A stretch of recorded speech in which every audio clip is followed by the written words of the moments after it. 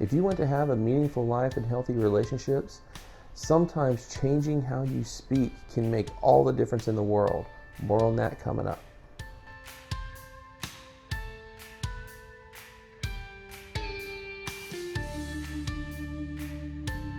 Hey everybody, thanks for tuning in to Recovery TV.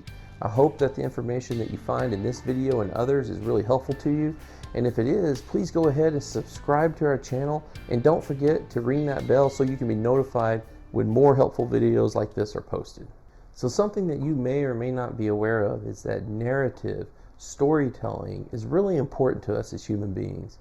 And we tend to tell ourselves a story that plays on loop based upon how we have experienced life, what we have experienced growing up, or what difficult life circumstances we have gone through, or what life changes we have gone through. But sometimes we get stuck on a narrative. We get stuck in this story that plays on loop in our minds, and it doesn't really fit with the life we are living or the life that we're wanting to live or we desire to live. And it really can get in the way of us achieving our life goals, relational goals, recovery goals, or whatever it may be. And one way to change that story is to change your language. No, I'm not talking about purchasing a Rosetta Stone and trying to learn French when your primary language is English. I'm talking about the language that's conducive to the story playing on loop in your mind. So in this video, I'm going to talk about 3 common language pitfalls that people often fall into that keeps them stuck in the story that isn't helping them anymore. So let's get to it. The first common pitfall is hierarchical language.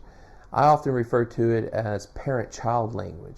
If you're a grown person, you can probably remember a time that you looked forward to be grown up so that you can make your own decisions, call your own shots, and do things on your own terms.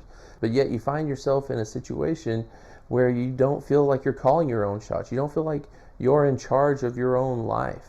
Somebody else is. It might be the person that you're in a committed relationship with. It could be that you're hearing the voices of your parents playing on loop and you're still trying to live up to their set of expectations. It could be something like an organization, like a religious institution that you grew up in, and you're constantly trying to make sure you're living up to the expectations set there, and it doesn't really feel like that you're running your own life. And so paying attention to that hierarchical language, parent-child language, is really important. Let me give you a couple of examples that I hear a lot right here in this office. Sometimes I try to speak up, but every time I do, I get in trouble. So tell me what you mean by get in trouble. I mean, you're a grown person now, so you don't get in trouble anymore like we did when we were kids. I mean, you can get in trouble with the law, but when it comes to your peers or your partner, you don't get in trouble like that anymore. Here's another example. I just don't feel like I'm allowed to have feelings of my own. They are your feelings, and they happen to you just like they happen to anybody. So nobody can really say you can or can't have them, especially as a grown-up. So this type of dynamic happens a lot in couple relationships.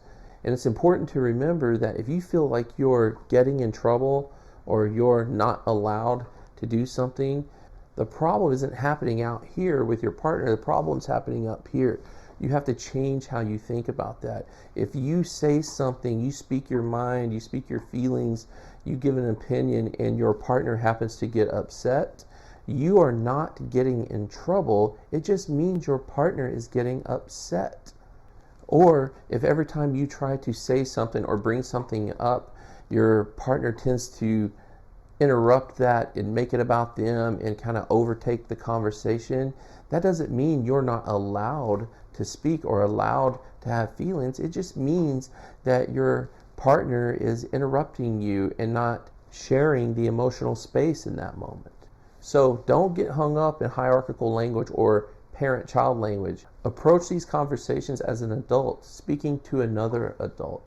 It's hard. There's a learning curve to it, so you're not going to nail it on the first time, so you have to practice. The second language barrier is what I call being outcome focused, or you might think of it as fix it focus. So people come into my office and they say, I just want you to fix me, or I want you to fix my partner, or I just want you to fix the situation, or I need to fix the situation. But the reality is that as human beings, we are not machines that malfunction, and then you go in and tinker with a couple wires, and then we are magically fixed. In fact, we don't need fixed at all most of the time. We just need healing, or we need understanding, or we need insight or perspective, something to help us make sense of the world differently. So let me give you another example. I tried what you suggested, but it didn't work. What do you mean it didn't work? Well, when I tried the new approach with my partner that we had discussed, they still got upset and angry with me. The problem that I see with this situation is that the client thought that if they did this certain thing that we discussed, that it would fix the problem. But remember, there's nothing to fix. And so my focus can't be on it working. When it comes to making changes in our lives and creating a new narrative, a story that is conducive to the life that we want to live, it doesn't matter how much fire is rained down upon you. When this way of living makes sense, it's just how you're going to live. And typically in the beginning, when you start changing your narrative, you start changing the story, it's going to create some level of chaos and pushback from the people that operate alongside you in your world. So when you're working at bettering yourself and you've determined a new way to function that is good for you and hopefully will ultimately be good for the groups that you're in, you can expect some pushback in the beginning. Resistance is usually the natural first response of other people involved, because if they don't do that, how do they know the change is real? And if you let that resistance keep you from doing what you feel is right and good, then you're going to backtrack and go back to the old narrative, in which will send the message to them that the story has remained the same. Nothing has changed. I appreciate you all who have hung in there and made it this far in the video. Don't forget to like this video and subscribe to our channel. So now let's get into the third language barrier that I want to cover that keep us stuck in our story. I call it burden shifting. So in other words, when you catch yourself trying to shift the burden of change onto somebody else. If you're in therapy, you might find yourself constantly talking about your partner or somebody else that is close to you that's involved in your life, and focusing on them and their response and your fears of how they will or won't respond to certain changes that you would like to make. And it keeps you stuck. You want to know from your therapist things like, how do I get them to do this? And how do I get them to do that? How do I get them to understand me? How do I help them move forward in their own journey of self-discovery? And you're heavily focused on how to get them to change first so it can make your process of change easier and less burdensome. Just so you know, I've never seen that work. The reality is that if you really want things to be different, then you're going to have to be different. Most of the time, waiting around for someone else to change might mean that you're waiting an awfully long time, if ever. And many times when that person does make a change, it's not in the way that you wanted them to. So I encourage you to pay attention to how you're talking about the challenges that you're faced in life and how much of your life getting better is conducive to somebody else making changes in your mind.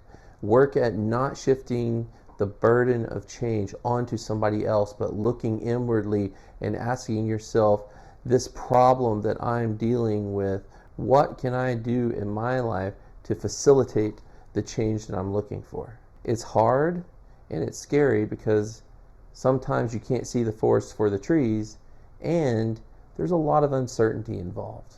So if this really resonated with you and you're really having a difficult time trying to navigate this, I really would encourage you to reach out to a professional in your area that can help you navigate this journey, this path. So I've put links to therapist directories in the description of this video below. So make sure you check that out so that you can search for therapists in your area that might be a good fit for you. And if you're really feeling compelled to start your therapeutic journey, then go ahead and reach out to one or two. Make that call, ask them questions, inquire about their process, and then maybe you'll take that really difficult first step through their front door and start your path of change. Thanks for being here. See you next time.